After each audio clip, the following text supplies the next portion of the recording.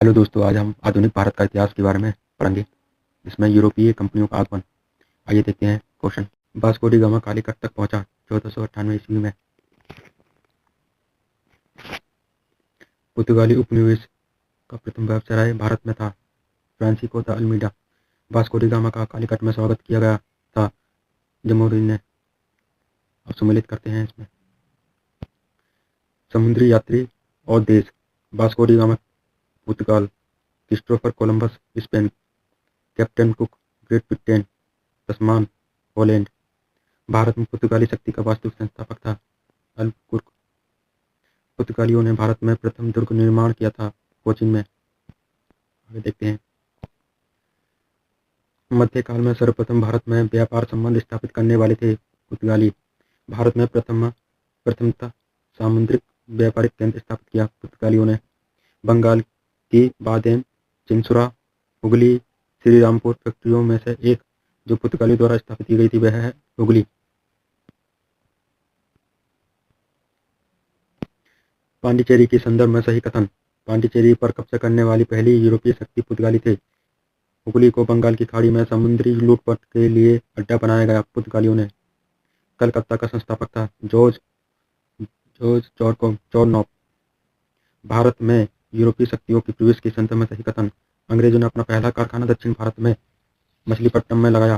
पूर्वी भारत में अंग्रेज कंपनी ने 1633 ईस्वी में उड़ीसा में पहला कारखाना लगाया। डुप्ले के नेतृत्व में फ्रांसीसियों ने 1746 ईस्वी में मद्रास में कब्जा किया था। नेक्स्ट, भारत के साथ व्यापार के लिए सर्वप्रथम संयुक्त पूंजी कंपनी प्रारंभ करने वाले लोग डच।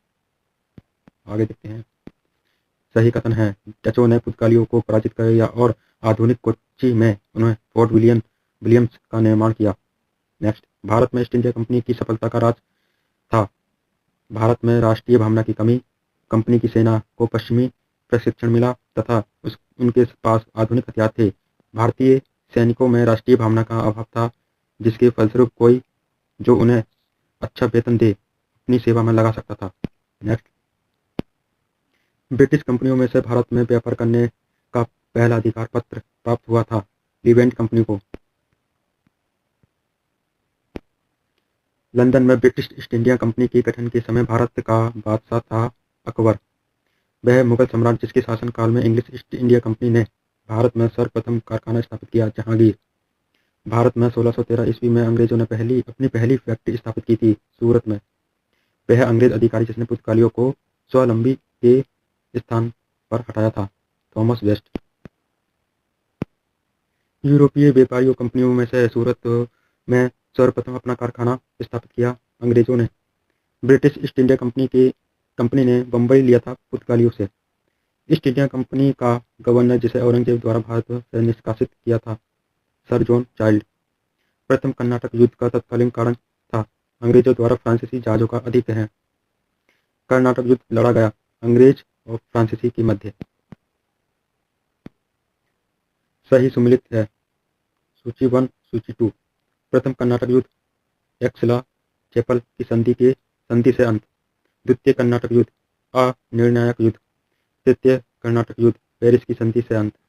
प्रथम मैसूर युद्ध ब्रिटिश की हार। प्रथम यूरोपीय व्यक्ति जिसने भू क्षेत्र अर्जित करने के उद्देश्य से भारतीय राजाओं के झगड़ों में भाग लेने की नीति आरंभ की डुप्ले। भारत में फ्रांसीसियों ने अपना सबसे पहला कारखाना स्थापित किया सूरत में। फ्रांसीसी ईस्ट इंडिया कंपनी की स्थापित हुई लुईस 14वें के शासनकाल में। भारत में फ्रांसीसी कंपनी का संस्थापक माना जाता है कॉलवर्ट को। बंगाल में डचों द्वारा स्थापित कारखाना था चिंसुरा में। फ्रांसीसी दक्कन में शक्ति आंदोलन स्थापित करने में असफल रहे क्योंकि अंग्रेजों की फौज शक्तिशाली थी।